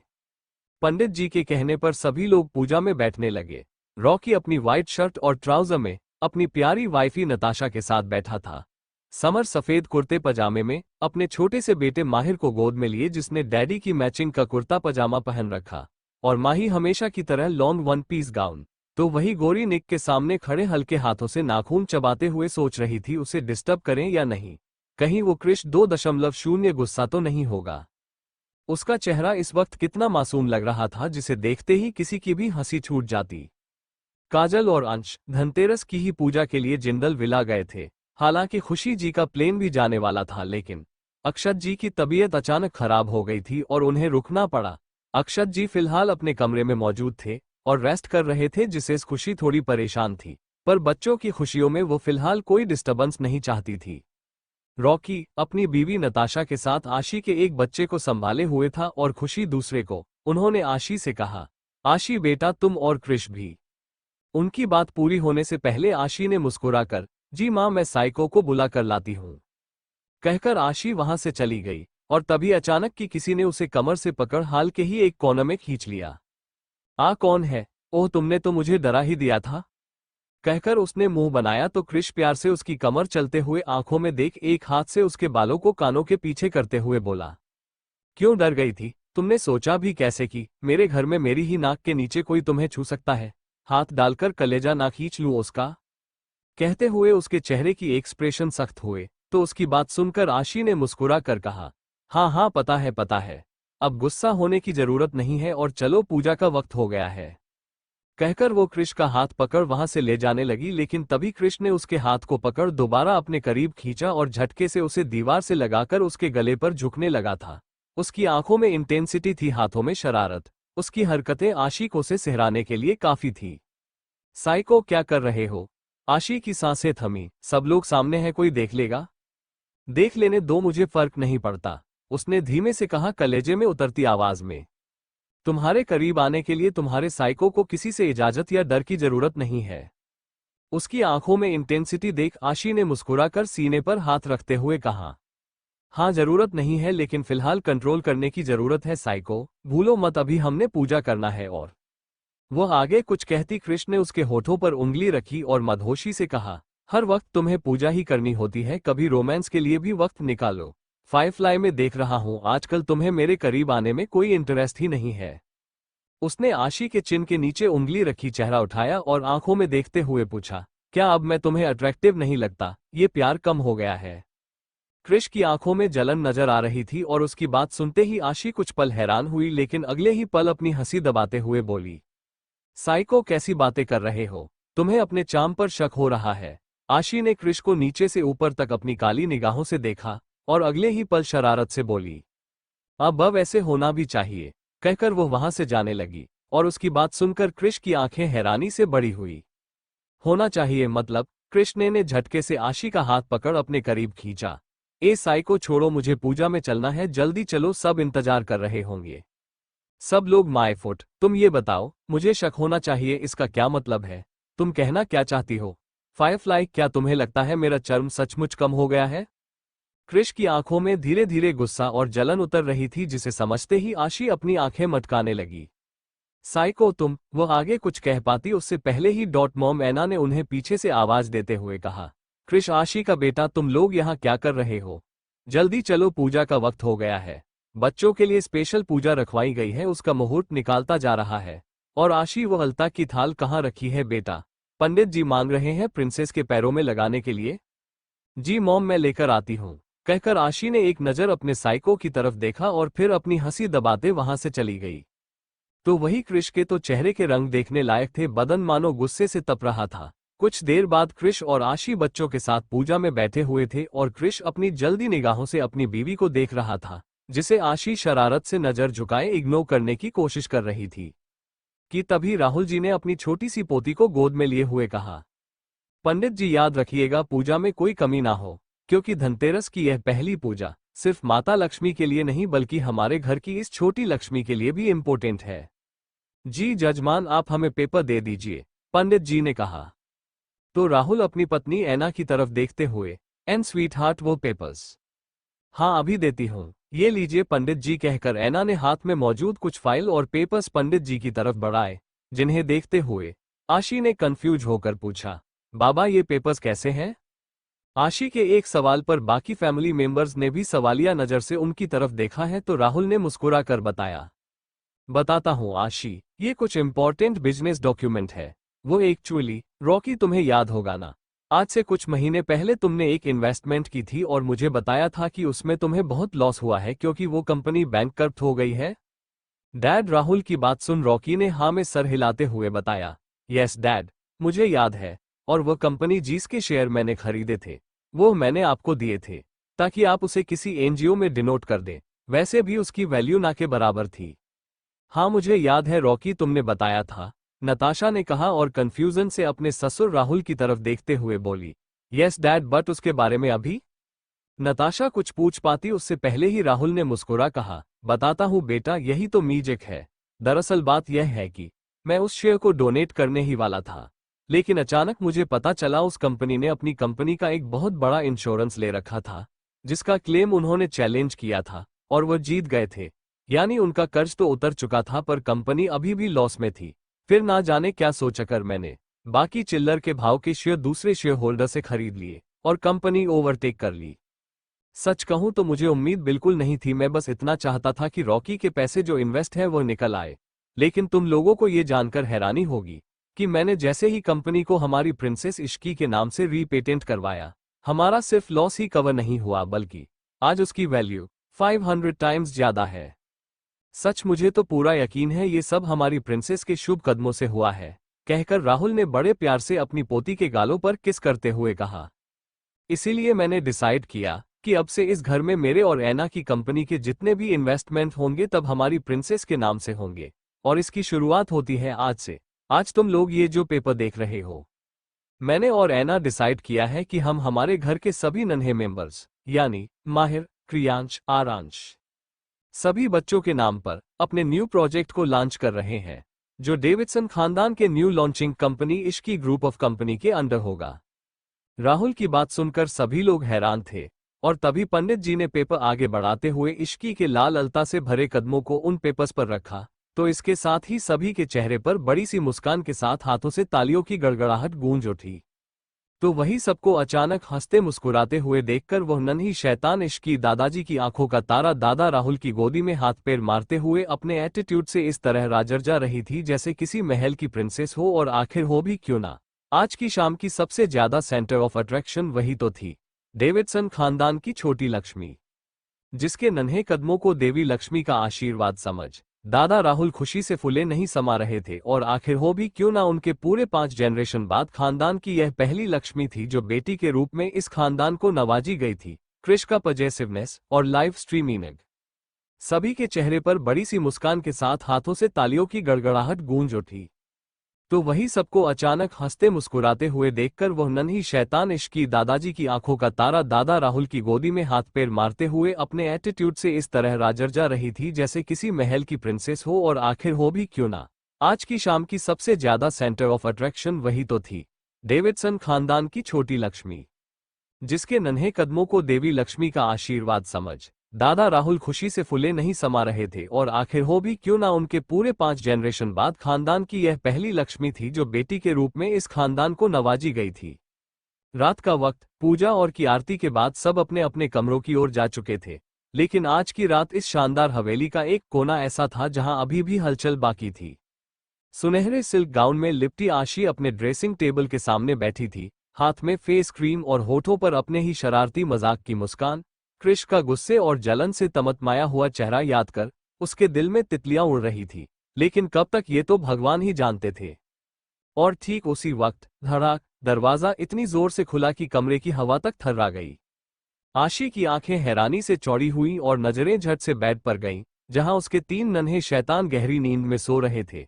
खुशकिस्मती से आज दिन भर इतनी चहल पहल थी कि मौज मस्ती करने के चक्कर में आज वह दिन में सोए नहीं थे, तो बस दिन भर की थकान वह रात को उतार रहे थे। उनके कानों पर जू तक ना रेंगी थी और ये देखकर आशी ने एक ठंडी सांस ली, लेकिन तभी उसकी नजर दरवाजे पर गई। क्रिश डेविडसन उस सधे हुए शिकारी की तरह कमरे में दाखिल हुआ, जिसकी आंखें इस वक्त आग नहीं ज्वालामुखी उगल रही थीं। चाम कम हो गया है, हाँ, शब्द चबाते हुए उसकी खतरनाक नीली नजर आशी पर जा टिकी, और क्रिश की सुई एक बार फिर उसी जगह अटकी हुई देखकर आशी के तो तोते ही उड़ गए थे। वो थिठक कर अपनी जगह हड़बड़ा कर खड़ी हुई। क्रिश ने दरवाजा लॉक किया, क्लिक। तो आशी घबराकर सलाइवा गटिकते एक एक कदम पीछे खिसक रही थी। अरे बाप रे, मर गई, कान्हा जी आज तो सच में बचा लो, कहकर वो तुरंत वहां से बालकनी की तरफ भागने को हुई, जो कि उसकी हमेशा की आदत थी। पर अफसोस वो भूल गई कि क्रिश डेविडसन की पकड़ से बचना नामुमकिन है। और अगले ही पल, क्रिश ने एक झटके में पीछे से आकर आशी को अपनी बाहों में उठाया। आशी चीख भी नहीं सकी, सिर्फ आंखें फैल गईं। क्या कर रहे हो साइको, बच्चे बच्चे सो रहे हैं। उसके कहने से पहले ही क्रिश ने उसे गोल घुमाकर झटके से सोफे पर पटक दिया। कुशन उड़े। आशी सहम गई। इससे पहले वह खुद को संभाल पाती, क्रिश उसके ऊपर था। सांसें गर्म, आंखें नीली आग की तरह जलती हुई। अब बोलो, क्या कह रही थी? मेरा चाम कम हो गया है? उसकी पकड़ आशी की कमर पर कसी तो आशी घबराती लड़खड़ाती आवाज में बोली, साइको, तुम गलत। लगता है बहुत दिनों से तुम्हारी ठीक से एक्सरसाइज नहीं हुई ना फायरफ्लाई, इसीलिए गलतफहमी में हो। वो एक झटके में अपनी शर्ट उतार फेंकता है। आशी की नजरें उसके सीने पर रुक गईं। चौड़ा सीना, उभरी हुई मसल्स, चमकता हुआ वह इंग्लिश फेयर स्किन, वह तो अपने आप में कामदेव था। और उसके सीने पर वह ड्रैगन टैटू जो उसके गले, कंधे और शोल्डर से होते हुए सीने तक आता था। उसकी स्ट्रांग अट्रैक्टिव पर्सनैलिटी और चार्मनेस की गवाही देता था। आशी की सांस गले में अटक गई थी। उसकी नजर तो उसे गठीले मर्द को देखकर खुद ब खुद फिसलने लगी थी। आशी खुद ब खुद गिल्टी हो गई कि उसने ऐसे इंसान को चार्मलेस कहा था। और आशी की उन मदहोश इंटेंस नजरों को क्रिश खुद पर महसूस कर होठों पर डेविल स्माइल लिए अपना एक शोल्डर उठाकर डोटे उसके सामने शो करते हुए बोला। क्रिश मुस्कुराते हुए, अपनी बॉडी दिखाते हुए, मतलब अब मेरा जिस्म तुम्हारे लिए बेअसर हो गया क्या? सच में? क्या तुम्हें किसी और का चार्म पसंद आ रहा है आजकल? क्रिश लेटने के अंदाज में आशी के ऊपर झुक गया तो आशी की धड़कन तेज हो गई, क्योंकि क्रिश की आंखों में गुस्सा भी नजर आ रहा था और मदहोशी भी। क्रिश के होंठ अब आशी के गालों को छू रहे थे और क्रिश मदहोश हो रहा था। वह खुद अपनी हालत से अनजान था। उसको क्या हो रहा है? वह आशी को छूने के इरादे से नहीं आया था, बल्कि वह तो उस पर बहुत गुस्सा था। आखिर उस बेवकूफ लड़की ने जाने अनजाने उसकी मर्दानगी हो जो चैलेंज किया था, उसकी हिम्मत भी कैसे हुई यह कहने की कि क्रिश पहले जैसा नहीं रहा। यही सवाल वो उसे पूछने आया था, लेकिन अब वह अपने अंदर उठते इन जज्बातों से परेशान था। शायद यह उन तन्हाइयों का असर था जो इतने लंबे वक्त से अपनी मोहब्बत के करीब रहने के बावजूद उसने झेली थी। क्या आशिकी के लिए उसके दिल में वो बेइंतहा मोहब्बत जो चाह कर भी उसे उस पर गुस्सा नहीं होने दे रहा था? वरना दुनिया जानती है क्रिश डेविडसन का गुस्सा, ब्लैक ड्रैगन की तबाही, उसका जुनून ये शब्दों की मोहताज न थी। वह बेशक आशी के नर्म गालों को छूते हुए अपने गुस्से का इजहार कर रहा था, पर न जाने क्यों आशी को उसकी बातों में कहीं भी गुस्सा नहीं बल्कि इनसिक्योरिटी नजर आ रही थी। एक तड़प जिसे महसूस करते हुए आशी, जो कि अब तक क्रिश के गुस्से से डर रही थी, शायद उसने कुछ कह दिया जिसकी सजा आप उसे मिलने वाली है। लेकिन अब तो उसके गालों पर एक शर्म और शरारत की लाली बिखर रही थी। नजरें कभी कृष की आंखों में तो कभी उसके होठों पर जा टिकती ना चाहते हुए भी आशी को हल्की हल्की आने लगी थी, जिसे वह बड़ी मुश्किल से संभाल रही थी। लेकिन हाँ, ये भी सच था कि कृष की नजदीकी अब आशी की हालत बुरी कर रही थी। सांसों की रफ्तार इतनी तेज थी कि आशी के माथे पर पसीने की बूंदें चमकने लगी थी, क्योंकि वह पूरी तरह कृष की गिरफ्त में थी, जबकि कमरे में ऐसी चल रहा था। अब कृष ने अपने होठों को आहिस्ता से उसके हुई जैसे गालों पर फेरते हुए मदहोशी से कहा, तुम्हें लगता है मेरा चार्म, मेरी स्ट्रेंथ और यह बॉडी उस तरह नहीं रही जिस तरह आज से करीब 3 साल पहले उस रात थी, जिस रात तुम पहली बार मेरी बाहों में मेरे नीचे सिसकियां ले रही थी। हम कृष की बात सुन आशी गहरी सांस लेते हुए उसकी आंखों में देख रही थी कि तभी कृष ने उसकी चीन के नीचे उंगली रख धीरे से चेहरा उठाते हुए कहा, उस रात, जिस रात मैंने तुम्हें पहली बार तुम्हारे ही बदन से रूबरू करवाया था, जिस रात तुम्हें कली से फूल बनाया था, याद है वो रात? कृष की बेशर्मी भरी बात सुनकर आशी की आंखें हैरानी से बड़ी हो गई और गालों पर लाली आ चुकी थी। नजरें इधर उधर करने लगी थी कि तभी कृष ने आगे कहा, जब पहली बार वो स्ट्रेंथ अंदर महसूस किया था, या यूं कहूं, तुम्हारे इस चार्मलेस मैन हस्बैंड ने जबरदस्ती एक छोटे से पहाड़ को क्या कर खून की नदियां बहाकर जबरदस्ती अपने लिए रास्ता बनाया था। याद है वह रात जब 3 बार मेरी ही बाहों में बेहोश होकर मुझे ही थाम कर रिक्वेस्ट कर रही थी, पर मैं तुम्हारी एक नहीं सुनी और एक लड़की से औरत बनाया था। कृष की बात सुनकर आशी का चेहरा शर्म से झुक गया। साइको, बस करो तुम। वो आगे कुछ कह पाती उससे पहले ही कृष ने कहा, स्ट्रेंथ और चार्मनेस की बात कर रही हो तुम फायरफ्लाई? जानती हो, इस वक्त तुम्हारे सामने जो मर्द है, जो हर रात तुम्हें अपनी बाहों में लेने के बावजूद खुद को बेदर्दी से काबू करता है, एक बार में 10-10 लड़कियों की चीखें निकाल देने वाला, खुद चीखों से तड़पता है ताकि अगली सुबह तुम अपने पैरों पर चल सको, वरना तुम अच्छे से जानती हो, इस ब्लैक ड्रैगन को बर्दाश्त करना हर किसी की बस की बात नहीं है। कृष की बात सुन आशी हैरानगी से उसकी तरफ देखने लगी कि तभी कृष खुद को काबू कर एक झटके में आशी का हाथ पकड़ उसे खड़ा करता है। चलो मेरे साथ। साइको, कहाँ ले जा रहे हो तुम मुझे? आइए, क्या कर रहे हो तुम? कृष बिना रुके उसे बालकनी की तरफ ले जाते हुए कोल्ड वॉइस में बोला, तुम्हें लगता है मेरा चाम काम हो गया है? तो चलो आज देख ही लेते हैं। कहकर वह आशी को बालकनी में लाया और उसे स्विमिंग पूल के किनारे पर मौजूद एक बड़े से काउच पर बिठाते हुए बोला, खबरदार यहां से हिलना मत जब तक मैं ना कहूं। कहकर उसने अपने पेन से मोबाइल निकाला और उसमें कुछ बटन प्रेस करते हुए उसे पुल के किनारे लगे एक बड़े से एलईडी के साथ कनेक्ट करता है। इस वक्त उसके चेहरे पर तमतमाए हुए जैसा खतरनाक एक्सप्रेशन थे और उसकी हरकतों को देखकर आशी ने घबराते हुए कहा, साइको, मैं मजाक कर रही थी, प्लीज तुम ये क्या कर रहे हो, मेरी बात सुनो ना।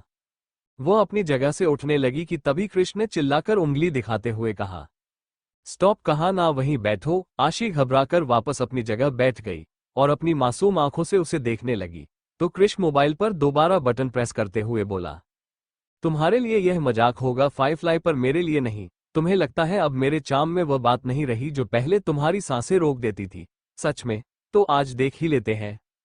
अगले ही पल फोन को एक स्टैंड पर रखकर आशी की ओर देखकर वो नीली आंखों से ऊपर एलईडी स्क्रीन की तरफ इशारा करता है। डेंजरसली मुस्कुराया तो आशी ने कंफ्यूजन से उस एलईडी स्क्रीन की तरफ नजर दौड़ाई और इससे पहले वो कुछ समझती, कृष एक स्टाइलिश डाइव के साथ स्विमिंग पूल में कूद चुका था। हल्की रोशनी, पानी की चमक और उसका गोरा मस्कुलर बदन जैसे किसी पेंटिंग से निकला हो, ग्रीक गॉड।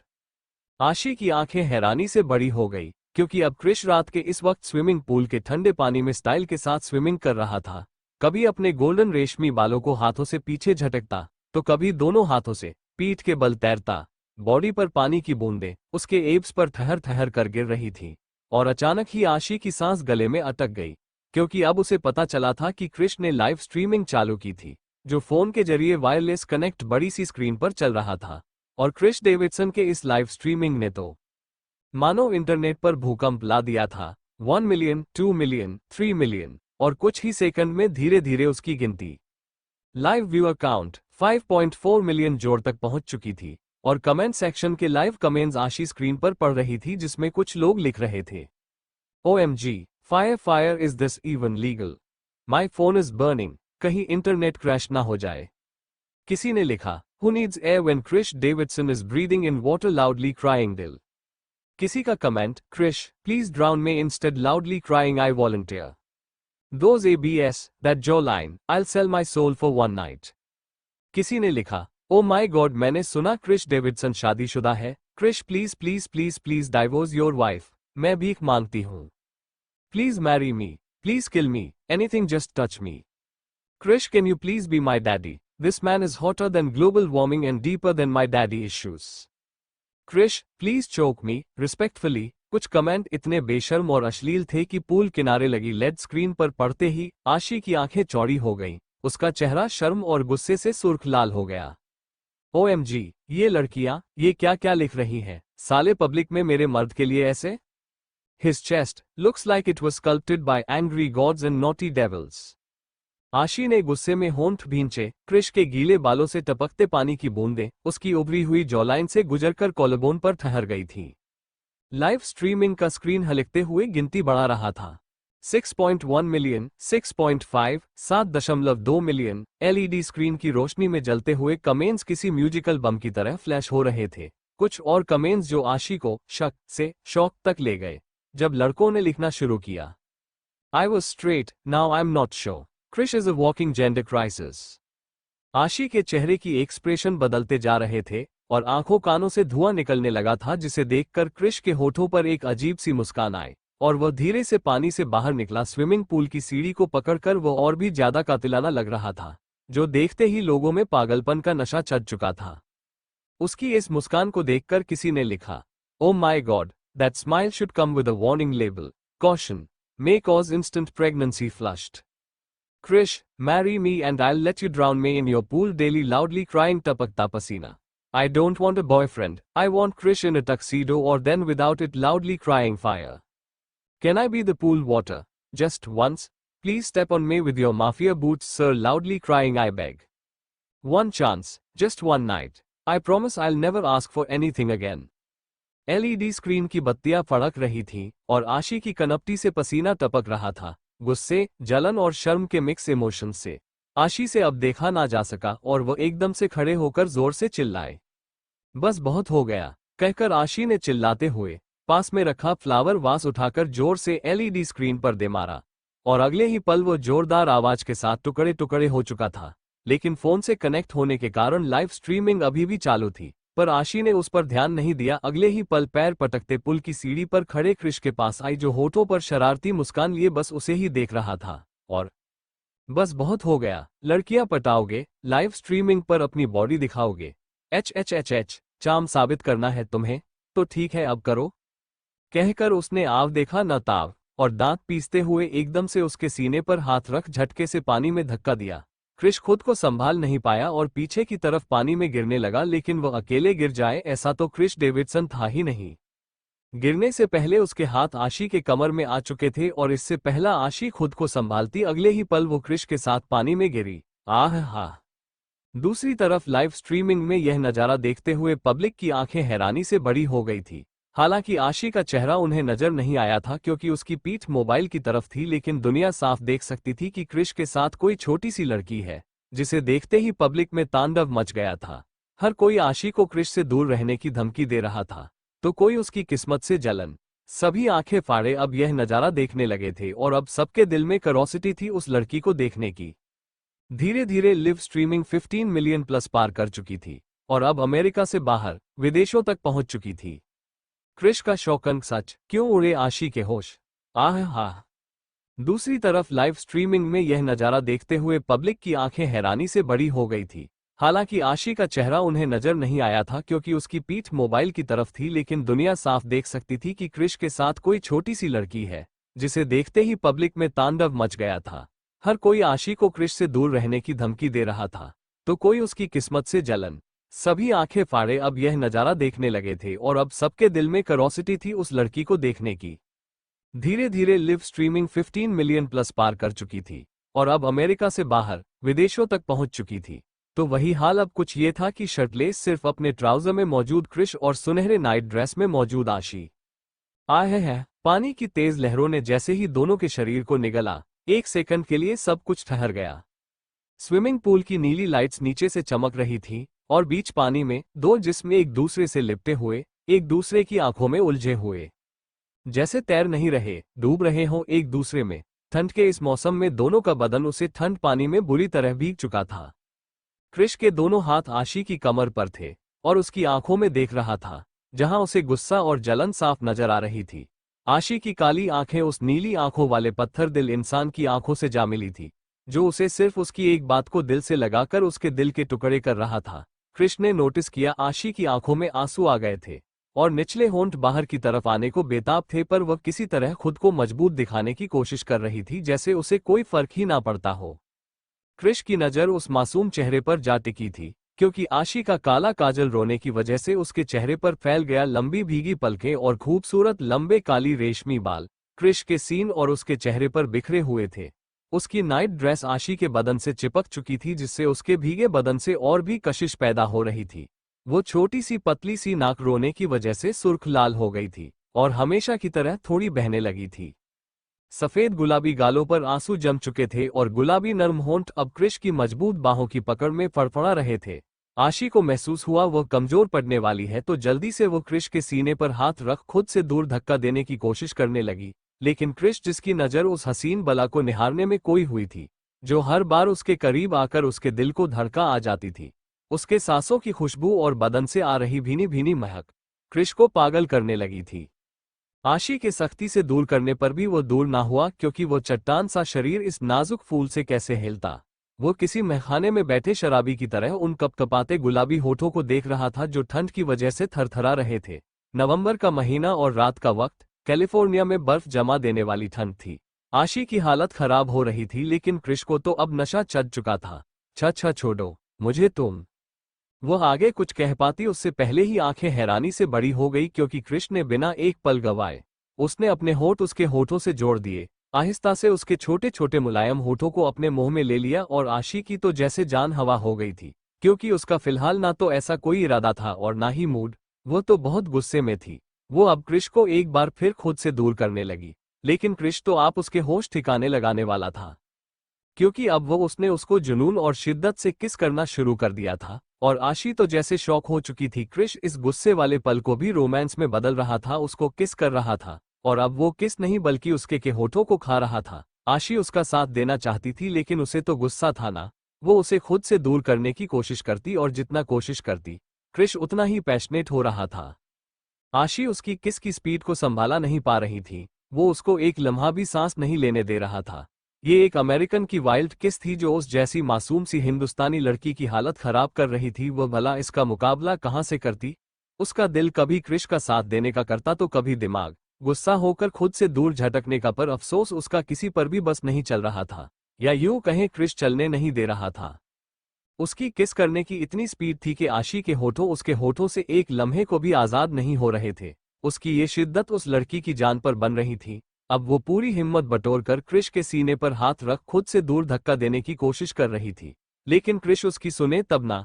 एकदम से उसे कमर से पकड़ बाहों में संभाला और गोद में उठा लिया, फिर उसको बिना मौका दिए स्विमिंग पूल की दीवार में धंसा दिया। लेकिन वो उसके होठों को छोड़ने का इरादा नहीं रखता था। जितना वो उसको किस कर रहा था, उसका पैशन उतना ही बढ़ रहा था। क्रिश चाहकर भी उससे खुद को अलग नहीं कर पा रहा था। आशी के होठों में अब बुरी तरह से दर्द हो रहा था। हर बार यह शिद्दत, उसने कई बार कोशिश की थी इसकी आदत हो जाए, लेकिन वह नाजुक जान कहाँ तक खुद को एडजस्ट करती। और अब आशी को अपनी बेवकूफ़ी पर गुस्सा आने लगा था। आखिर क्यों उसने इस जुनूनी माफिया, इस अंग्रेज को ट्रिगर किए, जो हर वक्त जुनून के हवा के घोड़े पर सवार रहता है। आशी ने उसका बिल्कुल सही नाम रखा था, साइको। यह इंसान सचमुच साइको था। हाँ, वह बात अलग है कि अपनी फायरफ्लाई के करीब आकर वह हर बार बड़ी मुश्किल से खुद को रोकता था। अब आशी के कानों में क्रिश की थोड़ी देर पहले कही हुई बात गूंज रही थी। स्ट्रेंथ और चार्मनेस की बात कर रही हो तुम फायरफ्लाई।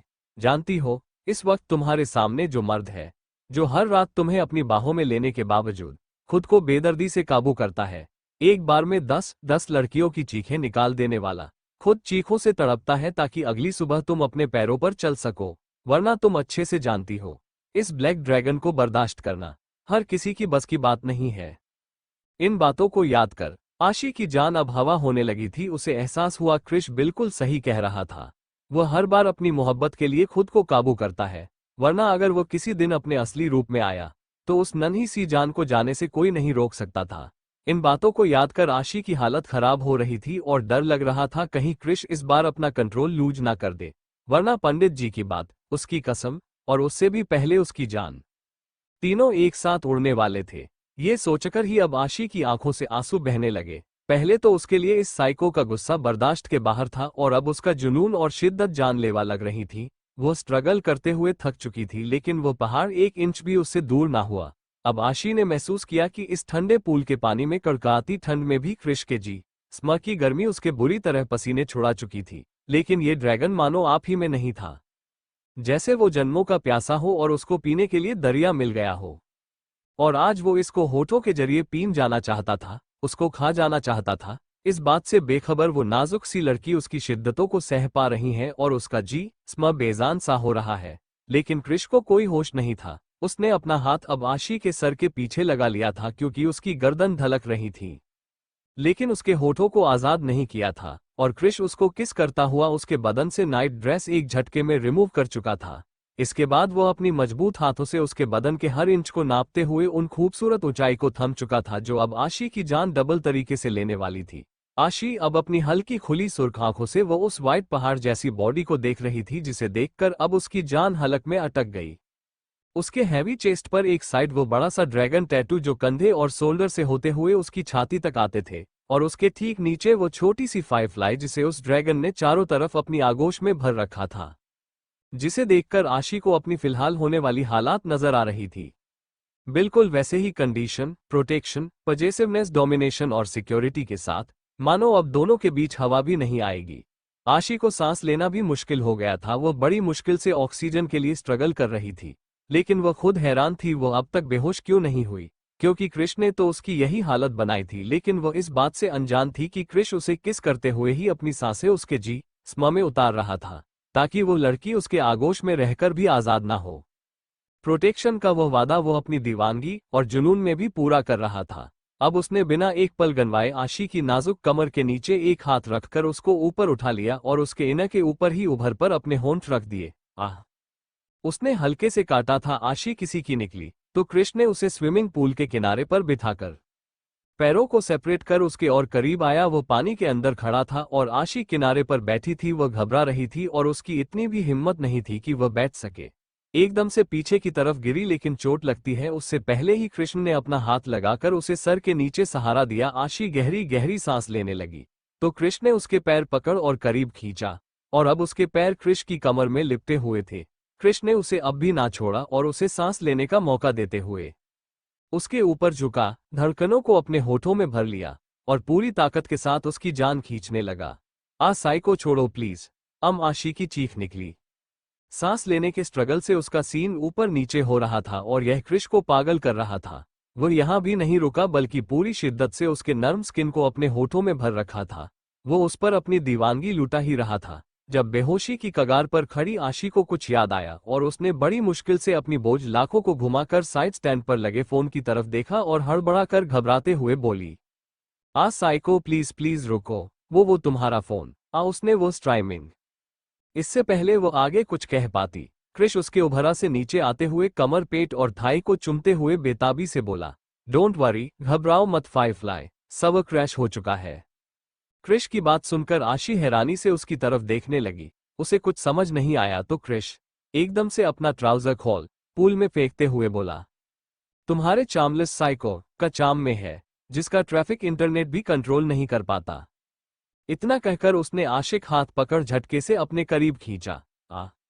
आशी एकदम से उठकर बैठी और कृष के चेहरे की बिल्कुल करीब झुकी हुई थी जब पानी में खड़ा कृष अपनी नीली आंखों से उसे नाजुक सी लड़की को देखते हुए। कृष की आवाज धीमी मगर आग सी तपती हुई, शब्द, तुम्हारी जानकारी के लिए बता दूं मेरी जान। उसने धीरे से उसके गीले बालों की एक लट को उठाया और अदा से आशी के एक कंधे पर रख दिया। फिर उसी हाथ की उंगलियों से उसकी ठुड्डी को ऊपर किया और आंखों में आंखें डालते हुए बोला कि तुम्हारे इस चार्मलेस हॉलीवुड सुपरस्टार पर दुनिया के 123 देशों ने लाइव स्ट्रीमिंग बैन लगा रखा है। 1 सेकंड की सांस, उसकी आवाज में अब एक शैतानी सी शरारत झलक रही थी। 69 देशों में बाकायदा ये बॉन्डर साइन करवाया जाता है कि अगर उनका कोई भी सिटीजन मेरे किसी कॉन्सर्ट, लाइव परफॉर्मेंस या शूटिंग के 50 किलोमीटर के रेडियस में भी मिला तो न सिर्फ उसकी लाइफ इंश्योरेंस कैंसिल होगी, बल्कि उसकी डेथ पर भी कोई ऑब्जेक्शन नहीं लिया जा सकता। वो अब बेहद धीरे से आगे झुका, उसके होंठ आशी के कान के पास, और एक फुफकारती फुसफुसाहट में बोला, Even the US government is not obliged to respond to this. Because sweetheart, I'm not just a danger, I'm the whole damn international threat your heart never saw coming. मैं वो पूरा अंतर्राष्ट्रीय खतरा हूं जिसके बारे में आपके दिल ने कभी नहीं सोचा था। आशी, जो अभी तक उस पर हंस रही थी, अब अचानक एक हल्की कपकपी महसूस करती है। और क्रिश एक डेविलिश स्माइल के साथ उसके लरचते चेहरे को देखकर फुसफुसाता है। तो अब समझ आया क्या है असली चाम? मेरी जान, हमारे नाम की जो गूंज है वो सिर्फ शहर नहीं, सरहदें हिला देती है। कहते हुए क्रिश के होठों पर शरारती मुस्कान आए। आशी, जो अब तक गुस्से में थी, उसका चेहरा भीगे बालों से धनका था, होंठ कांप रहे थे, आंखें हैरानी से फैल चुकी थी और उसे अपने कानों पर यकीन ना हुआ। उसने धीरे से नजर उठाकर मोबाइल फोन की तरफ देखा, जिसकी स्क्रीन पूरी तरह ब्लैक हो चुकी थी। आशी अपनी पलकें बार बार झपकते हुए बेयकीनी से वापस क्रिश की तरफ देखती है, लेकिन वो जवाब देने ये सवाल पूछने की हालत में नहीं थी। उसके उड़े हुए होश देखते हुए क्रिश ने उसकी कमर कसकर और करीब खींच ली। पानी की लहरों ने दोनों को और पास धकेला, तो अगले ही पल खुश उसके पैरों को हल्के हल्के चूमते हुए उसके अंगूठे को अपने मुंह में लेकर शक करते हुए बोला, तू मेरी जान है, ये हक मैं खुदा से छीन लाया हूं। तेरे नाम की हर धड़कन अपनी सांसों में समाया हूं। तू जिसे चाम कहती है वो मेरी आंख की परछाई है, जिससे खेलती है तू वो मेरी जन्म की तन्हाई है। तेरी रगों में जो गर्मी है वो मेरे नाम की दीवानगी है, और जी स्म पर छूटने वाली मेरी छाप तेरे इश्क की बंदगी है। तू मेरे नाम की मोहलत है, मेरी रूह की आदत है, तेरे बिना हर सांस अधूरी, तू मेरी इबादत है। क्रिश ने आशी के पैरों को चूमते हुए धीरे धीरे ऊपर की तरफ बढ़ते हुए कहा, लोग चाम पर मरते हैं, मैं तुझ पर मिटा हूं। तू अगर न दिखे तो दुनिया के हर आईने को जला दूं। तेरे जी स्म पर मेरा नाम लिखा है, खून से, पसीने से, जुनून से। और किसी ने छूने की ख्वाहिश की तो उसकी रूह तक नोच लूं नाखून से। आशी के शरीर से आखिरी कपड़ा हटाते हुए हल्के से तेरी खुशबू जो आए सांसों में धड़कनों में धड़कना सीख लिया। आंखों में बस गई तस्वीर तुम्हारी किस्मत की कलम से मैंने तुझे अपने साथ लिख लिया। मैं वो इश्क हूं जो होठों पर नहीं सांसों पर राज करता है। वो उस गुलाबी पंखुड़ियां को होठों से चुमते हुए बोला। साइको, आशी सिनरी आंखें बंद कहते हुए उसने अचानक उसे चूमना शुरू कर दिया था। दुनिया भले ही जीता अपने दम पर, फिर भी घुटनों पर बैठ तुझे अपने सर का ताज करता है। आशी का गुस्सा क्यों घबराया क्रिश? क्रिश ने आशी के पैरों को चूमते हुए धीरे धीरे ऊपर की तरफ बढ़ते हुए कहा, किसी ने छूने की ख्वाहिश की तो उसकी रूह तक नोच लूं नाखून से। आशी के शरीर से आखिरी कपड़ा हटाते हुए हल्के से तेरी खुशबू जो आए सांसों में धड़कनों में धड़कना सीख लिया। आंखों में बस गई तस्वीर तुम्हारी किस्मत की कलम से मैंने तुझे अपने साथ लिख लिया। मैं वो इश्क हूं जो होठों पर नहीं सांसों पर राज करता है। वो उस गुलाबी पंखुड़ियां को होठों से चुमते हुए बोला। साइको, आशी सिनरी आंखें बंद दुनिया भले ही जीता अपने दम पर, फिर भी घुटनों पर बैठ तुझे अपने सर का ताज करता है। कहते हुए उसने अचानक उसे चूमना शुरू कर दिया था। अब आशी की मोहब्बत भरी बातों और उसकी हरकतों से उसकी बाहों में पिघलने लगी थी। उसके हाथ खुद ब खुद क्रिश के बालों में चलना शुरू हो गए थे, और क्रिश स्विमिंग पूल में मौजूद एक जंप के साथ बाहर आया और अपनी पैशनेट हरकतों को बढ़ा दिया। आशी की सांसें तेज हो चुकी थीं, आवाज गले में अटक गई थी। क्रिश उसके ऊपर झुका और उसके सीने को एक बार फिर अपने होठों में भरने ही वाला था। घुटनों पर बैठकर सर का ताज करते हो और फिर उसी ताज को घुटनों पर लाना। मान गए ड्रैगन किंग, ये तो सिर्फ आप ही कर सकते हो। आशी का तंज उसकी गर्म सांसों में तीर बनकर उतरा, जिसे सुन क्रिश, जो कि फिलहाल रोमांटिक मूड में था, एक झटके में अपनी जगह रुका। क्रिश की भौहें सिकुड़ गईं। वो नीली नजर उठाकर आशी की तरफ देखते हुए बोला, क्या मतलब? अभी बताती हूँ। वो जल्दी से खड़ी हुई, पुल किनारे लगे हैंगर से टॉवल उठाकर अपने बदन पर लपेटा और गुस्से से उसकी तरफ मुड़ते हुए बोली, मतलब ये ड्रैगन किंग कि मेरे एक छोटे से मजाक को तुमने अपने ईगो पर लेकर दुनिया की सामने नुमाइश बना दिया और जीत गए खुद को चार्मिंग साबित करके। क्रिश के चेहरे पर सन्नाटा उतरने लगा। क्या कह रही थी वो लड़कियां? एक रात मिल जाओ क्रिश, मुझे अपना बना लो, अपनी बीवी को तलाक दे दो, तो जाओ ना, उन्हें बता दो उनकी विश पूरी हो गई है। बीवी नहीं हूं मैं तुम्हारी, बस एक जिद हूं जिसकी वैल्यू तुम्हारे ईगो से बड़ी नहीं है। यही हरकतें करके उन्हें अपना दीवाना बनाया था ना? बहुत याद कर रही थी वो सब तुम्हें, तो जाओ अब उन्हें अच्छे से दिखाओ और बताओ कि तुमने भी उन्हें कितना मिस किया। जिसके साथ मन करे उसके साथ मजे करो। कहकर आशी गुस्से से वहां से जाने लगी और उसकी बात सुनकर क्रिश पूरी तरह हैरान था। अगले ही पल तेज कदमों से आशी के पीछे आते हुए बोला, फायरफ्लाई है, क्या कर रही हो तुम? इधर आओ, मेरे पास बात का बतंगड़ मत बनाओ, मैं बस। क्रिश 2 कदम बढ़ा ही था कि आशी ने उसकी ओर उंगली तान दी। डोंट टच मी, साइको, दूर रहो। वो कांपती आवाज अब चिल्लाहट में बदल गई थी। आशी ने चिल्लाकर खुद को क्रिश से 2 कदम पीछे लिया और उंगली दिखाते हुए बोली, बात का बतंगड़ मैं नहीं बना रही, तुमने बनाया है साइको। हमारे पर्सनल मोमेंट्स को पब्लिक में लाकर खुद को चार्मिंग बनाना था ना? कर लिया। बोलो, क्रिश ने घबराकर कहा। फायरफ्लाई, लेकिन तब तक देर हो चुकी थी। आशी एक झटके में क्रिश के कंधे को पकड़ अपने करीब करते हुए बोली, बॉडी फ्लोट कर रहे थे ना तुम अपनी, ऐसे आधे नंगू पंगू बनकर? तो जरा ये बताओ साइको, क्या हो अगर यही हरकत करके मैं तुम्हें ये साबित करूं कि थोड़ी बहुत ही चार्मिंग तो मैं भी हूं? फायरफ्लाई, क्रिश एकदम से चिल्लाया। आशी के बालों को मुट्ठी में दबाया। Don't. उसकी आंखों में गुस्सा लावा बनकर दहकने लगा था तो आशी के होठों पर एक तंजिया मुस्कान आए। क्या हुआ, बर्दाश्त नहीं हो रहा? तो तुम्हें ऐसा क्यों लगता है कि मैं बर्दाश्त करूंगी? मर्द हो इसलिए जो दिल में आएगा करोगे? कहकर आशी ने क्रिश का हाथ अपने बालों से हटाया तो वहां हैरानी से उसकी तरफ देखने लगा। आशी आंखों में नमी लिए क्रिश के सीने पर बने उस ड्रैगन और फायरफ्लाई टैटू को देखते हुए अपनी उंगली वहां रखते हुए बोली, कहते हो मुझसे प्यार करते हो और मेरी जगह यहां है। बेवकूफ इंसान जो यहां रहता है ना, उसके साथ तेरा और मेरा नहीं होता, घमंड नहीं होता, ईगो नहीं होता, होती है तो सिर्फ एक चीज, जानते हो क्या? आशी ने सिसकती हुई क्रिश का हाथ उठाकर अपने दिल की धड़कन पर रखते हुए कहा, ये होता है जिसे लोग दिल कहते हैं, लेकिन तुम्हारे दिल में क्या है जानते हो?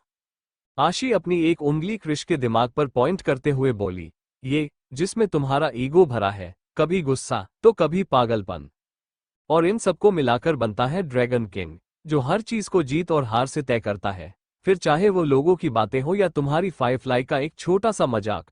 यू नो वॉट साइको, मैं मानती हूं तुम मुझे बहुत प्यार करते हो, लेकिन पता है तुम्हारे प्यार में एक छोटी सी कमी है, और वह क्या है तुम समझ ही नहीं पाते। तुम प्यार भी हर बार दिमाग से करते हो साइको, इसीलिए ये हमेशा इस छोटे से धक धक दिल पर भारी पड़ जाता है, जैसे आज पड़ गया। हाँ मैं मानती हूँ शायद मेरी बात तुम्हें अच्छी नहीं लगी होगी, लेकिन ये बात जताने की और भी तो तरीके हो सकते थे ना। तुम मुझसे नाराज हो सकते थे, मैं तुम्हें मना लेती, बात नहीं करते, आगे पीछे घूमती, चुलबुली हरकतें करती, कान पकड़कर माफी मांगती, उठक बैठक करती, और 100 बार कहती कि मेरा साइको सबसे हैंडसम है। लेकिन प्रॉब्लम क्या है जानते हो साइको? तुम्हें मोहब्बत की यह खूबसूरत अदा आती ही नहीं। तुम्हें तो हर बार हर चीज बस साबित करके चाहिए, लेकिन तुम्हें यह समझ ही नहीं आता साइको कि मोहब्बत की सबसे बड़ी खूबसूरती ही यही है कि यहाँ हर चीज साबित नहीं करनी पड़ती। कभी कभी बेवकूफी अभी करना अच्छा होता है। क्या करोगे इतनी समझदारी लेकर, जब तुम्हें इतनी सी बात समझ नहीं आती? कहते हुए आशी की आंखों में आंसू आ रहे थे और उसकी बात सुनकर क्रिश को अपनी गलती का एहसास हुआ। वो धीरे से उसका चेहरा अपने हाथों में थामने ही वाला था। फायरफ्लाई बेबी, मेरी बात मैं मानती हूँ, तुम बहुत बड़े सेलिब्रिटी हो, करोड़ों की तादाद में फैंस हैं तुम्हारे, जो तुम पर, तुम्हारी पर्सनैलिटी पर अपनी जान देते हैं, तुम्हें पाने की ख्वाहिश रखते हैं, और यह भी मानती हूँ कि उनमें से कई तो मुझसे भी ज्यादा खूबसूरत होगी। मैं तो शायद उनके बराबर भी खड़ी ना हो पाऊं, लेकिन हर बार यह बात जताना जरूरी है क्या? आशी ने गुस्से से अपना एक कदम पीछे लेते हुए कहा, अरे मुझसे बेहतर तो वह लोग हैं, कम से कम उन्हें कुछ भी कहने की रिस्ट्रिक्शंस तो नहीं है, जो दिल में आता है तुम्हारे लिए जाहिर करते हैं, लेकिन मुझे तो सोच समझकर बोलना पड़ता है, कहीं मेरी कोई बात साइको को बुरी न लग जाए, न जाने मेरा कौन सा मजाक वह अपने दिल से लगाकर साबित करने निकल जाए। यू नो वॉट साइको, मुझे नहीं चाहिए ऐसा प्यार, ऐसी मेच्योरिटी, जहां हम दोनों के बीच एक छोटी सी भी लाइन हो। कहकर आशी वहां से जाने लगी कि तभी क्रिश ने जल्दी से आगे बढ़ उसका हाथ पकड़ा। फायरफ्लाई स्टॉप, देखो तो मुझे गलत कहा ना, दूर रहो। कहकर आशी ने जल्दी से उसका हाथ है झटका और हड़बड़ा कर साइड में रखा पूल क्लीनिंग नेट स्टिक उठाकर क्रिश को पॉइंट करते हुए कहा, पास मत आना मेरे, वरना। क्रिश हंसा, हल्की टूटी हुई हंसी। मुझे मारोई? आशी की आंखों में नमी चमक रही थी, लेकिन होठों पर मासूम हिम्मत, अपने निचले होंठ बाहर की तरफ निकाल सुबकते हुए। हाँ मारूंगी, मैं डरती नहीं हूं तुमसे, भूलना मत। आशी अक्षत जिंदल नाम है मेरा। क्रिश गंभीरता से उसके नाम को पूरा करते हुए बोला, क्रिश डेविडसन। तो आशी मुंह बनाकर स्टिक अभी दोनों हाथों से ऊपर की तरफ उठाए एक्शन मोड में। जी नहीं, बीवी नहीं हूं मैं तुम्हारी। क्रिश प्यार से। बन जाओगी? आशी गुस्से से। गलतफहमी है तुम्हारी। तुम्हें लगता है तुम्हारे इस एटीट्यूड के साथ मैं तुमसे शादी करूंगी? कभी भी नहीं। मैं इतनी गधी भी नहीं हूं कि कान्हा जी के इशारे को समझ ना पाऊं। कान्हा जी का इशारा? कृष्ण ने कंफ्यूजन से उसकी तरफ देखा तो आशी मासूमियत से अपना गुस्सा नथुनों से बाहर निकलते हुए, हाँ इशारा, जो मुझसे कहना चाहते हैं आशी बेटा अब भी वक्त है भाग ले, वरना ये साइको का बच्चा जिंदगी भर तेरे फन पर फन फैलाकर कुंडली मारकर बैठा रहेगा और फिर तेरी पूरी जिंदगी बस ये सोचने में निकल जाएगी कि आज कितने ग्राम बोलना है और कितने किलो बचाना है। लाइफ टाइम तराजू लेकर बैठी रहना, बात तोल तोल कर बोलने के लिए, वरना ये ड्रैगन की तरह मुंह फाड़ कर तेरी मासूमियत में आग लता रहेगा। अरे तुमसे अच्छा तो समर है, मजाक मजाक में मैं उसे पीट भी देती हूँ लेकिन वह कभी बुरा नहीं मानता, चुपचाप पिटाई खा लेता है। कभी कभी गलतियां मैं करती हूँ और उसे फंसा देती हूँ, फिर भी कुछ नहीं कहता। लेकिन तुम्हें तुम्हें तो मारने में भी डर लगता है, पता चला मेरी ही हड्डियां तोड़ दी। यू नो वॉट साइको, तुम सच में साइको हो। और अब बस मुझे नहीं रहना किसी भी साइको के साथ। आशी जो कि अब तक बहुत गुस्से में थी, अगले ही पल अपने आंसू साफ करते हुए मासूमियत से क्रिश की तरफ देखते हुए बोली, इसीलिए दूर रहना मुझसे, और जाओ जाकर दिखाओ अपनी फैंस को अपना जलवा अपना चाम, उन्हें ही मुबारक हो ये पागल आदमी। My foot. कहकर आशी गुस्से से पैर पटकते हुए स्टिक को फेंकती है और वहां से चली गई। और उसकी हरकत को देखकर क्रिश पूरी तरह हैरान जल्दी से घबराते हुए उसके पीछे दौड़ा। फाइव फ्लाई मेरी बात सुनो, five fly open the door, just listen to me. Ashi ने बालकनी विंडो बंद कर दिया था और उसे गुस्से से घूरते हुए क्लोजर रूम में चली। कुछ देर बाद वापस आई और बिस्तर पर लेट बदन पर ब्लैंकेट रखते हुए गुस्से से बोली, पड़े रहो वही, बहुत गर्मी है ना बदन में, स्विमिंग पूल में नहाना है, चाम दिखाना है, रात की ठंड में जब आइसक्रीम बनोगे फिर याद आएगी फायरफ्लाई। हाँ नहीं तो बड़ा आया हम। कहकर वो गुस्से से आंखें बंद कर सोने की कोशिश करने लगी तो वही उसकी हरकत पर क्रिश अपना माथा पीट कर रह गया। अगली सुबह सुबह के 8:12 चिड़ियों की चहचहाहट चारों तरफ गूंज रही थी। धूप बालकनी की जाली से छनकर उस भीगे हुए इंसान के चेहरे पर पड़ रही थी, जिसकी आंखों में पूरी रात नींद नहीं बल्कि सिर्फ पछतावा पल रहा था। क्रिश, भीगे बाल, गीला बदन और कुछ मुरझाई सी आंखें, नवंबर की कड़कड़ाती ठंड में रात भर बालकनी में बैठा था। उसकी आंखें एक पल के लिए भी ना झपकी थी और बस उस बंद दरवाजे को ताक रही थी, जो खुद तक पहुंचने का दरवाजा उसकी फायरफ्लाई ने बंद कर रखा था। उसके कानों में अब भी आशी की बातें गूंज रही थी और उसकी आंसुओं से दबाया वो चेहरा। उसने सोचा भी नहीं था उसकी यह हरकत उसकी फायरफ्लाई को इतनी तकलीफ देगी। सच ही तो कहा था उसने। अगर इस सिचुएशन में क्रिश की जगह वह होती तो क्या वह बर्दाश्त कर पाता? यही सोचते हुए उसके सीने पर सांप लौट रहे थे। आई एम सॉरी फायरफ्लाई, ना चाहते हुए भी आज एक बार फिर तुम्हारी आंसुओं का जिम्मेदार बन गया हूं। पता नहीं क्या प्रॉब्लम है मेरी, हर बार जब सोचता हूं तुम्हें बेइंतहा मोहब्बत दूं, हर बार दीवानगी में कुछ ऐसा कर जाता हूं जो तुम्हें तकलीफ देती है। H H H H. अपने बालों में हाथ सहलाते हुए वो खुद से बुदबुदाया जब उसकी सांसें ठंडी हवा में घुल गईं। मुझे उससे माफी मांगनी होगी, इनसिक्योरिटी में ही सही, लेकिन मैंने उसे हर्ट किया है। वह एकदम से उठा और बालकनी के विंडो को एक बार फिर बजाने के लिए जैसे ही हाथ उठाया तो दरवाजा खुद ब खुद खुल गया। वो चौंका, कमरे में झांका, बिस्तर खाली, फायरफ्लाई, बेबीज भी नहीं थे।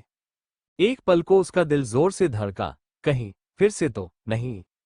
वो जल्दी से दरवाजे की तरफ बढ़ा, पर जैसे ही आईने में खुद को देखा, रात के भीगे बदन के कारण बिखरे बाल, लाल आंखें, उसने महसूस किया उसका बदन कुछ थकान भरा लग रहा है, दर्द और कुछ तपिश, शायद ठंड लग चुकी थी। ऐसे जाऊंगा तो वह और गुस्सा हो जाएगी। उसने खुद को झिड़का, जल्दी से फ्रेश हुआ, क्लोजर में जाकर black shirt, dark blue denim पहनी, अचानक जोर से छींका। आंशु बिना बाल बनाए रुमाल से नाक साफ करते तेजी से बाहर भागा। दूसरी तरफ डाइनिंग एरिया, सुबह के 9:15, बच्चे हमेशा की तरह फ्लो मैट्रेस पर खिलौने के साथ धमा चौकड़ी मचा रहे थे और उनके सामने ही डाइनिंग टेबल पर घर के सभी फैमिली मेंबर बैठे थे। आशी बिल्कुल शांत थी, नजरें थाली में और हाथ बहुत सलीके से रोटी तोड़ रहे थे। उसके बगल में राहुल बाबा, फिर ऐना, रॉकी, नताशा, माही, निक, गौरी, समर सब मौजूद थे। आशी बेटा क्या हुआ, तुम कहीं खोई खोई थी लग रही हो, खाना नहीं खा रही? ब्रेकफास्ट पसंद नहीं आया क्या? तुम्हारे लिए कुछ स्पेशल बनवा दूं? सासू माँ ऐना ने बड़े प्यार से पूछा तो सभी का ध्यान आशी की तरफ मुड़ा। आशी होश में आए होठों पर फीकी मुस्कान सजाकर बोली, नहीं मॉम, इसकी जरूरत नहीं है, खाना बहुत अच्छा है। कहकर वो चुपचाप खाने लगी। तभी ऐना ने पूछा, वैसे क्रिश भी नजर नहीं आ रहा, आज उसे काफी देर हो गई, इतनी देर तक तो नहीं सोता। आशी सब ठीक तो है ना बेटा?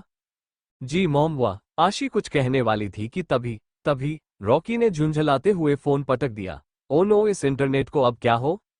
रॉकी की हरकत पर सब हैरान हुए। तभी डैड राहुल गुस्सा करते हुए बोले, रॉकी बिहेव योरसेल्फ, ये क्या हरकत है? एक तो डाइनिंग टेबल पर मोबाइल चला रहे हो और ऊपर से। रॉकी ने सिर पकड़ते हुए कहा, सॉरी डैड बट जरूरी है। वो एक्चुअली न्यू म्यूजिक एल्बम का कॉन्ट्रैक्ट साइन करके भेजना है और इंटरनेट फेल हो गया है। कहकर उसने नताशा से कहा, wifey can I use your phone please? ए बी ये रॉकी शो। नताशा ने अपना फोन रॉकी को दिया। थैंक्स, विक्की को कॉल करके बता देता हूँ फिजिकल पेपर लेकर आ जाए। रॉकी की बात पर नताशा कंफ्यूज हुई।